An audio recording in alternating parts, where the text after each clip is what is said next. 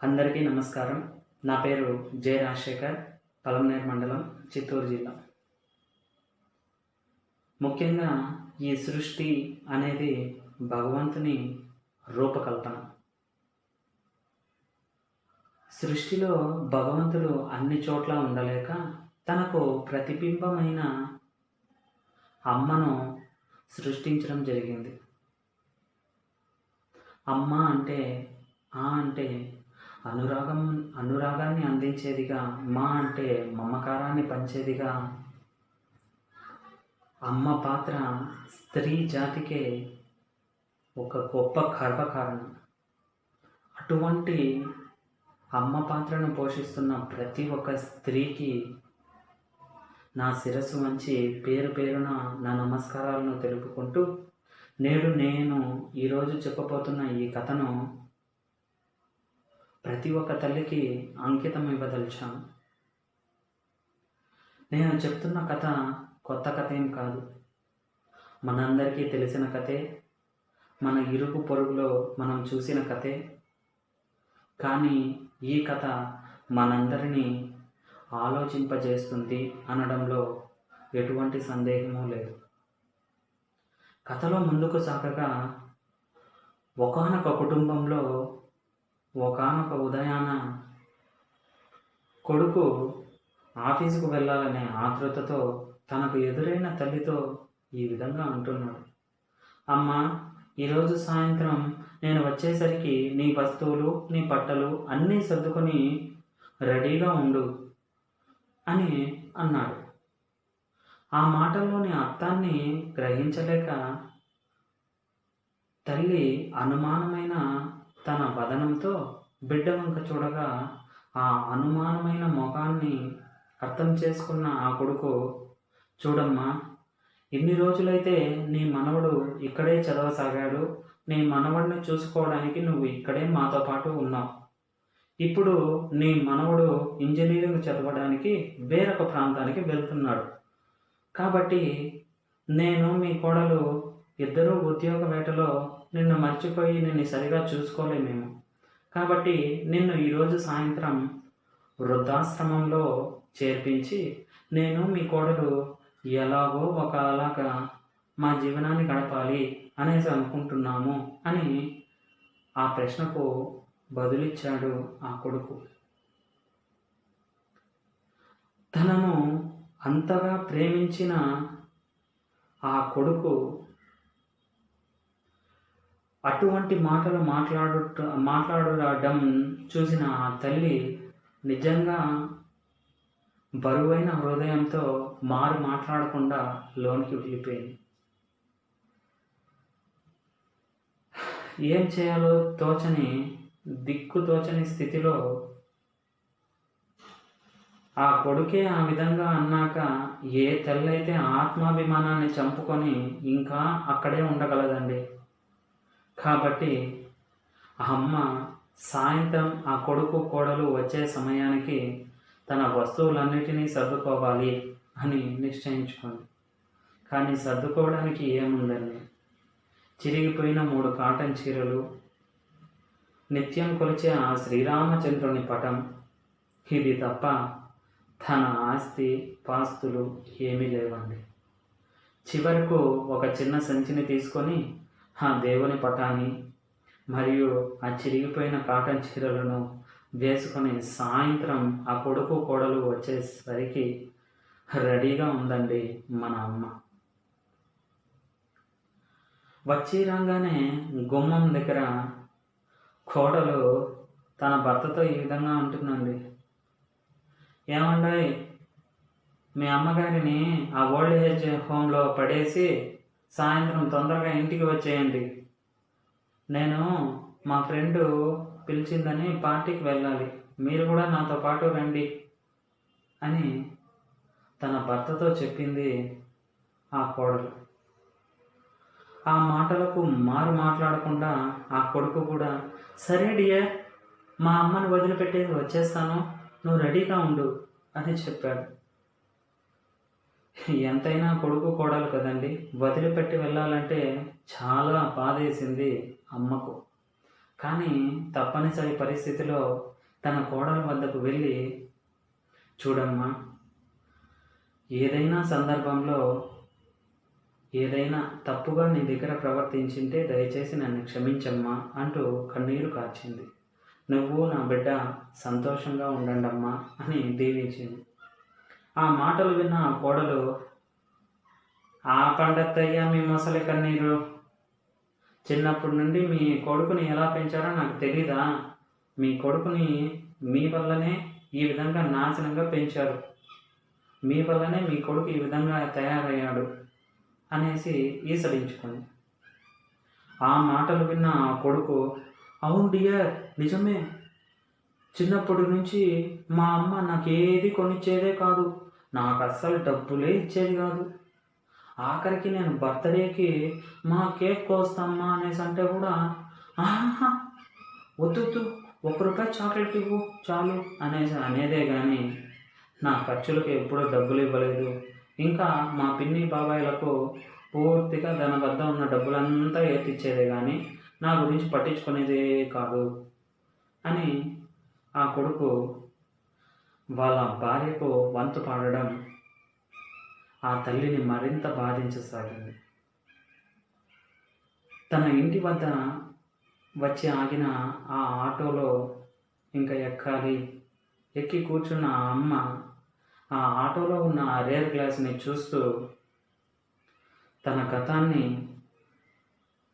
Rare గ్లాస్లో చూస్తూ తన మొగంపై ఉన్న ముడతలను చూస్తూ తన గతాన్ని ఒకసారి నెమరు వేసుకుంది. గతంలోకి వెళితే అమ్మ ఒక సాధారణ కుటుంబానికి చెందిన ఒక రైతుకి 6వ ఆడ సంతానంగా జన్మించింది.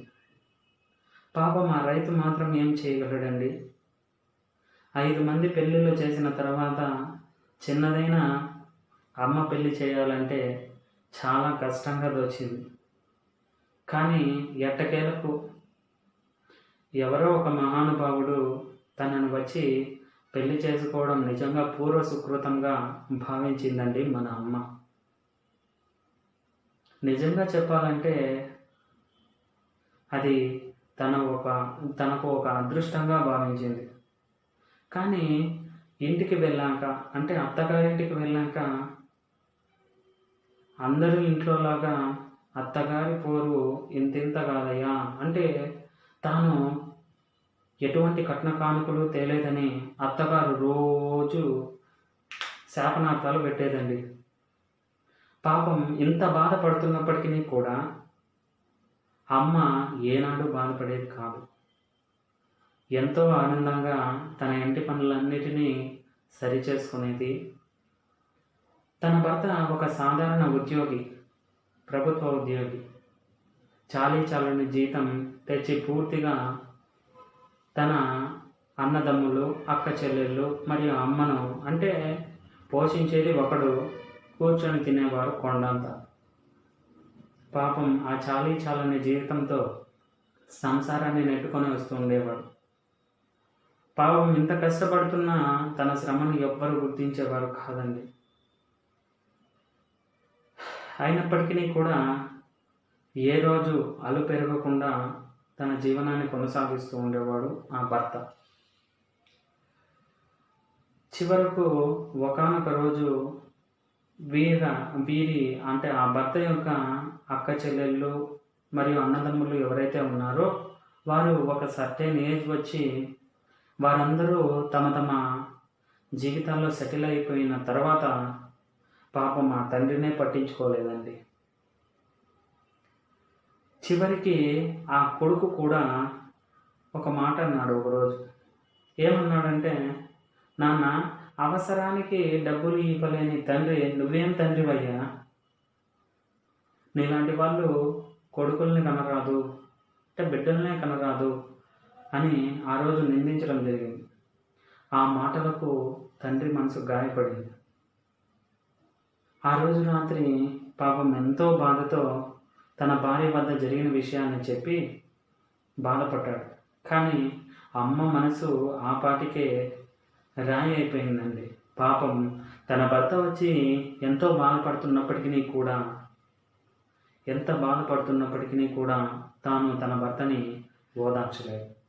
చివరకు పాపం ఆ రోజు రాత్రి ఆయన ఆత్మహత్య చేసుకొని పరమాగతించాడు. అంత బాధను తన పంటి బిగువున బిగించుకుంది మన అమ్మ. ఈ విధంగా తన జీవనాన్ని కొనసాగిస్తున్న కాలం కలిసిరాక తన బిడ్డతో ఉండవలసిన పరిస్థితుల్లో ఆ అమ్మ ఉండటం జరిగింది. కాబట్టి కొన్ని రోజుల తర్వాత కాలం గడిచింది. తన బిడ్డతో ఏదో అడపాదడప ఆ బిడ్డ బాగోగులను చూసుకోవడానికి తాను వారి ఇంట్లోనే ఉండడం జరిగింది.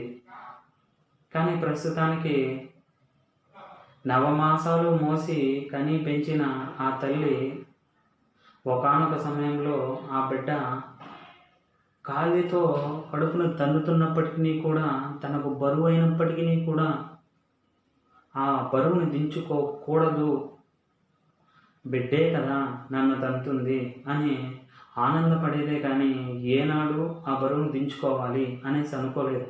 కానీ నేడు ఆ కొడుకు తన తల్లి భారమై వృద్ధాశ్రమంలో చేర్చడానికి బయలుదేరాడండి ఆ కొడుకు. అది నేటి సమాజం.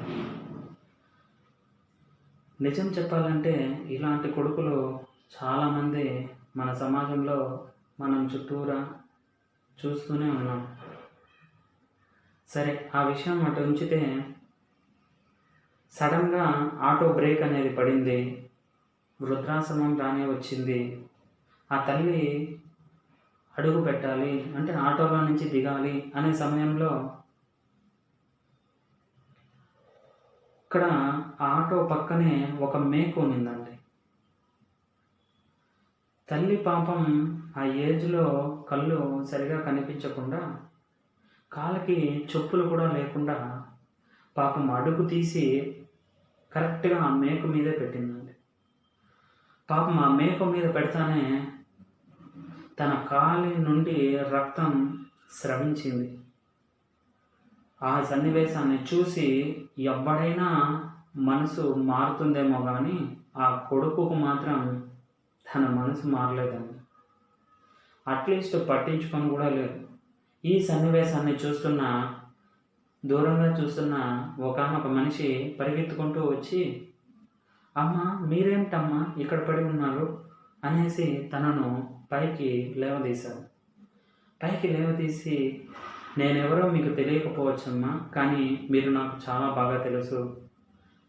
చిన్నప్పుడు నన్ను అట్లీస్ట్ ముట్టుకోవడానికి కూడా ఎవరు సాహసించని దశలో మీరు నన్ను దగ్గరకు తీసుకొని మీకు మిగిలిండే దాంతో ఒక పట్టెడన్నం, ఒక ముద్ద అన్నం పెట్టి, మీ మరుదులు ఎవరైతే ఉన్నారో వారు చదివిన ఆ పుస్తకాలను నాకిచ్చి, చాలా చక్కగా చదువు ఒకటే నీ కష్టాలను తీరుస్తుంది అని మీరు ఆ రోజు అన్న మాటలు, మీరు చేసిన సహాయం, నేను ఈ జిల్లాకు డిప్యూటీ కలెక్టర్ని అయ్యానమ్మా అని చెప్పి ఆ అమ్మను తీసుకొని వెళ్ళి తన కారులో వెనక కూర్చోబెట్టి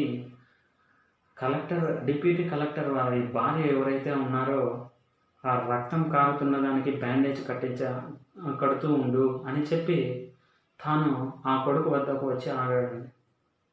డిప్యూటీ కలెక్టర్ వచ్చి ఆ కొడుకుతో అన్నాడు, చూడు బ్రదర్, ఎన్ని రోజులైతే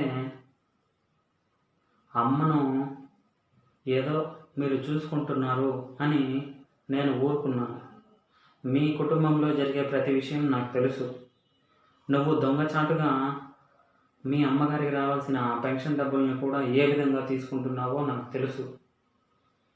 చట్టపరమైన కఠినమైన శిక్షలకు నువ్వు అర్హుడివి. అయినప్పటికీ ఆ తల్లికి కొడుకు కాబట్టి నేను వదిలిపెడుతున్నాను. ఈ రోజు నుండి నీకు అమ్మకు సంబంధం లేదు. ఆ అమ్మ మా అమ్మ అంటూ చెప్పి తన కారులో వెళ్ళి ఆ రామాలయం ఏదైతే ఉందో ఆ రామాలయం వైపు నుండి అలా వెళ్తున్నాడండి ఆ డిప్యూటీ కలెక్టర్. వెళ్తూ ఉండేటప్పుడు మన అమ్మకు ఆ శ్రీరామచంద్రుడే మాట్లాడుతున్నాడేమో అన్న విధంగా ఒక దివ్యవాణి వినిపించిందండి. చూడమ్మా, ఇంతసేపు నన్ను తిట్టుకున్నావు, కానీ నేను మానవ రూపంలో నిన్ను వచ్చి ఆదుకున్నాను.